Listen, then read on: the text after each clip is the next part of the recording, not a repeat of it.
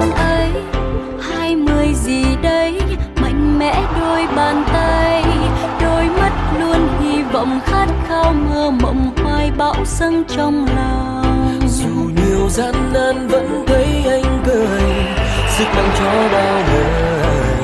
Cùng anh em sát cánh không rời, đi tự do muôn nơi.